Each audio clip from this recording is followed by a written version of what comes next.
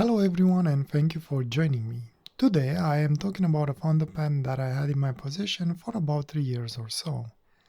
I managed to get the fountain pen at a very good deal from eBay for exactly 100 Canadian dollars with free shipping from a fellow Canadian.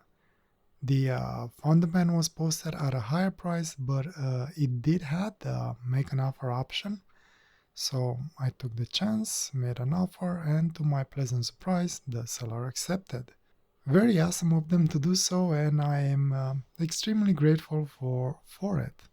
The fundament came with everything included, and it pretty much looked completely brand new, unused, with no ink stains anywhere on the pen, and at the same time, it came with the original package, and again, everything included, like I would have just purchased it from the store. Having a closer look at this little thing, and it is little, at least for my hand, it's borderline to feeling like a pocket fountain pen. It's actually quite pleasant. It feels nice, very light, something that you'll reach for it, especially if you're trying to get quick notes or I don't know. It's very agile. I like to call it. It's cheerful. Let's put it that way. At the top, on the cap, we do have a finial with the pelican and its cheek pretty much printed on top there. Classic pelican top finial on the cap, and obviously a really beautiful and elegant clip that I actually do like. Speaking of the clip, slides in beautifully. This is what you will see out of your pocket or your pen case, and slides out just as nicely. It has the perfect tension on the cloth, no complaints there. One odd thing, and maybe not very German, the Germany on the band, it's not aligned with the actual clip. I don't know if you can move, actually you can sort of move the clip, but I'm not gonna risk it. I'll leave it as that for now. The movement of the clip is very tight. Anyway, so Germany, now it's a little bit better aligned. And on the other side, we do have Pelican. A little bit of step down, pretty straight barrel with a little bit of step up, step down, just before the knob for the piston filler.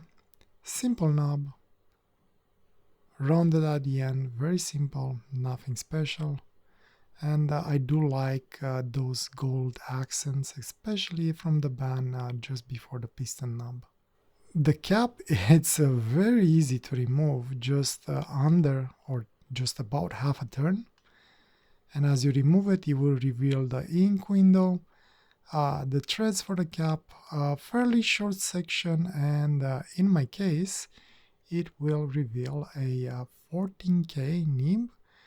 These nibs are usually on the M400. The M200 does not come with a 14K nib. However, they fit on the M200 very well without any issues. I had no problems with it so far.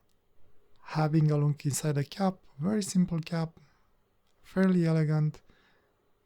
Nothing to mention. We do have a little bit of an inner liner at the end to help sealing the nib. And going back to the section, as I mentioned, the section is fairly short. Yeah, it does has the trace for the cap on it. The way I hold it, it's pretty much here, and I never really had any issues, but at the same time, it does not give you a lot of hand positions. The transition between section and barrel, it's fairly smooth. It is a little bit of a step up in here, and you kind of feel the threads, but not in an uncomfortable way, at least not for me. The one thing that I find it a little bit odd, you do have injection molding lines in here, and you can actually feel them. My finger does catch on them, and unfortunately the way this pen is for me, this line, it's exactly under the feed, so it sits on my finger. But to be honest, I never really felt it or find it annoying. And going back to Nadib, as I mentioned, because I managed to get the pen pretty much half the price of what it was um, marked on the other retail websites. And I didn't have to pay any basically shipping or taxes for it. I would say that the savings for me were quite considerable, and because of that I managed to splurge and upgrade this fountain pen for 14K nib. And let me tell you, this nib, it's a little bit of a jewel. I really like it, and it has a little bit of character and flex to it. Not extreme, but just enough to give you a little bit of character to your writing if you wish so. Now moving up on the fountain pen, past the section, we do have an ink window. This thing is not removable, so the whole thing it's glued in place. We have a very nice green translucent resin that I actually like a lot. And then at the top, we actually, maybe hard to see in the video, but the first clue on how this piston mechanism was fitted on the fountain pen is that we do not see any threads inside there. So definitely this piston mechanism is press fitted and possibly glued in place. And moving up to the piston knob, very smooth, very clean. It locks into place very easily. I don't think you will unscrew it by mistake. And one thing to note is that the mechanism inside is white, which complements the look of the pen very well. I like that. Black mechanisms will probably be more visible throughout the pen, and it might ruin the visual aspects of the fountain pen, which I find very puzzling. I mean, they put the effort in making the inside white in order to match the looks of the pen and not be too distracting, but at the same time they left this unsightly injection marks. They could have done better there. Anyway, so again, mechanism, very nice, very smooth. I really like it. As I mentioned, this mechanism is press fitted in there, so I would not recommend to try and take it out. I've seen videos when people removing it. However, do be aware that you are taking a chance to crack the barrel, and then you're pretty much out of luck if that happens.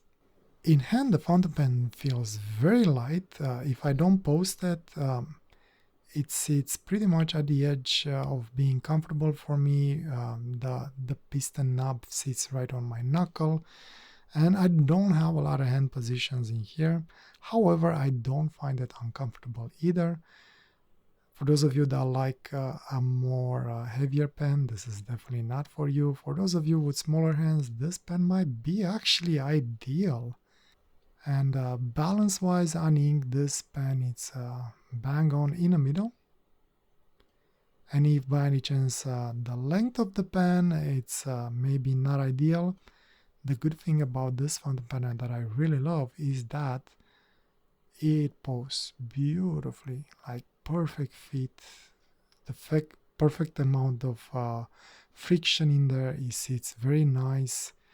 I never had any issues with that cap so far, and that gives you a much lengthier fountain pen, and as such you can grab it from a little bit higher, especially when drawing, and gives you a little bit more options on your hand position, especially because of the section and barrel design. Balance wise, it looks like the pen it's a little bit more top heavy when posted. However, in practice for me, I don't actually feel it. Even for smaller hands, I don't think you'll find it that heavy. Overall, the pen is very light. By the way, weight and dimensions in the description if you're curious about that. And pretty much this is the fountain pen. Very simple, very clean looking. A lot of visual things that could have been definitely better on the pen. But overall, not a lot of things to complain. I do like it. So let me go ink it up, and I'll come back with a writing sample, and hopefully we'll get to have a nice sketch with this one today. For today's ink, I am using, I remembered, so I'm using the Hiroshizuku Takesumi. I was really tempted to go and grab one of my Pelikan inks, but then I remembered that last time I said I'm gonna try this again, see if I actually like it for drawing. One thing about this ink is definitely feels a little bit drier from other inks that I've been using in this fountain pen, so hopefully there will be no issues. And yes, I definitely like to use this fountain pen posted. Very rarely I use it unposted, but it is definitely doable, no issue. I'll try and do it for a couple of letters in here. So this is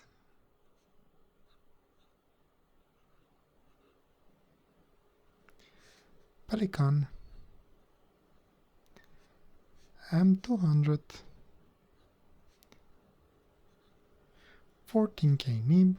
By the way, this nib is supposed to be an extra fine, but it's more towards a fine to medium based on what I'm used to.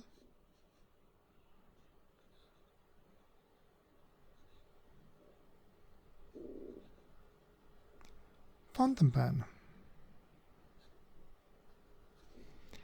Nib is very pleasant, lays down ink very nicely. Right now I'm barely touching the paper just to see how it behaves, and you can get some nice interesting lines in there. Normal pressure, lays down ink without an issue, not a problem. And it can be a little bit of a gusher, especially if you press a little bit on it. And the reverse works exactly the same, and it lays pretty much exactly the same line. I don't think you get a lot of difference whatever side you choose. However, I really like the fact that you can barely touch the paper and you can get some nice interesting grungy like lines. I like this.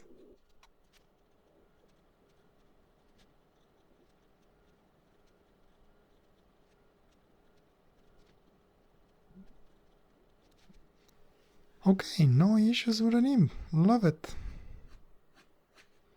I have not used it for drawing so far. I've seen people that really enjoy using this fountain pen for drawing, so I'm actually kind of excited about it. The only thing is I have no idea what to draw today, so hopefully inspiration will hit me soon, otherwise I'll have some other kind of a random drawing. And as I mentioned, you can get a little bit of line variation out of this fountain pen, and the flow is actually very good. I would definitely not call it a flex or even semi-flex, but definitely borderline to a fun nib.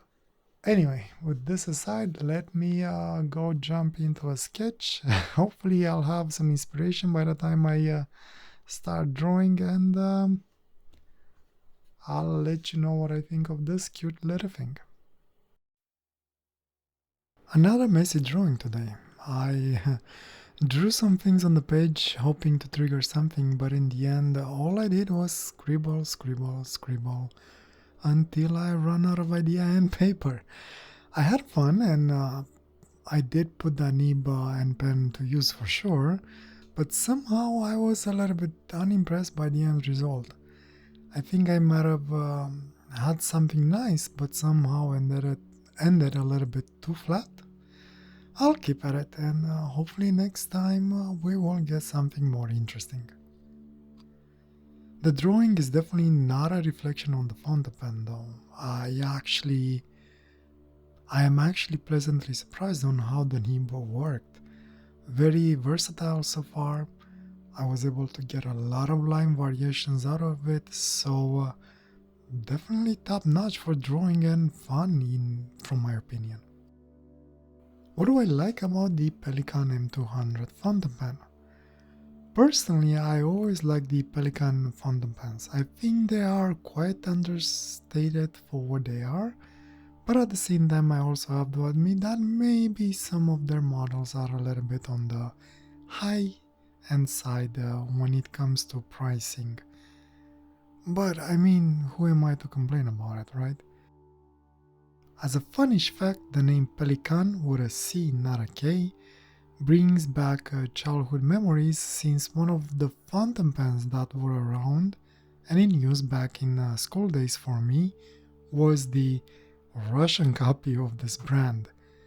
Not the most amazing pens, but kinda cool in their own way, I guess. Anyway, childhood memories aside, I think that this specific Pelican M200 has a lot going for it. If you manage to get it at a discount, older model even, I think it's still worth it, especially if you manage to get a separate 14K nib for it and pair them up. It's pretty much like buying an M400 at a much cheaper price point. I think in the end the fountain pen is cute, definitely well designed and feels, as I mentioned already, very agile in your hand. I don't know how else to describe it. Like a tiny little sports car ready to put a smile on your face. Think of a Miata. Yeah, this M200 I would say is a Miata of the fountain pen world. It has a great functional clip, it's an excellent poster with a perfect fit for my hand at least. The nib units that I have for it are good, smooth, and did not have any issues with them whenever I had a chance to use them. And that 14K nib, as I already mentioned, it's a tiny little gem, smooth with a little bit of character and design, I would have to say. Hard to find anything that I dislike about it. And lastly, a distant piston with sufficient ink storage. Not the best Pelican piston filler out there, but definitely functional and usable. Is there anything that I dislike about it?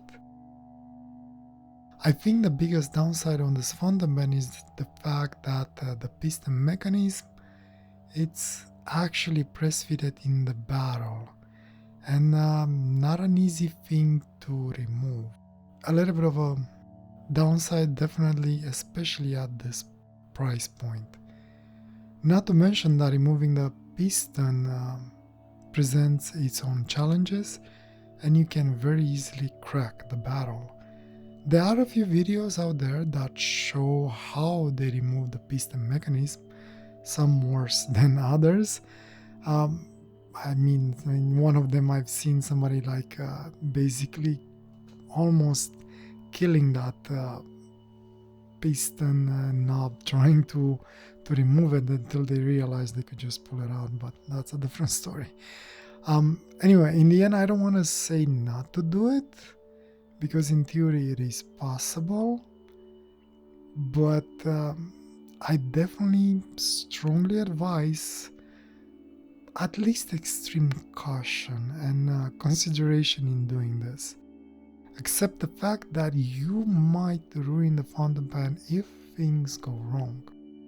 Overall, I have to say I do love this little thing, and I think that if you hunt around for a deal, you will be even more happier about it.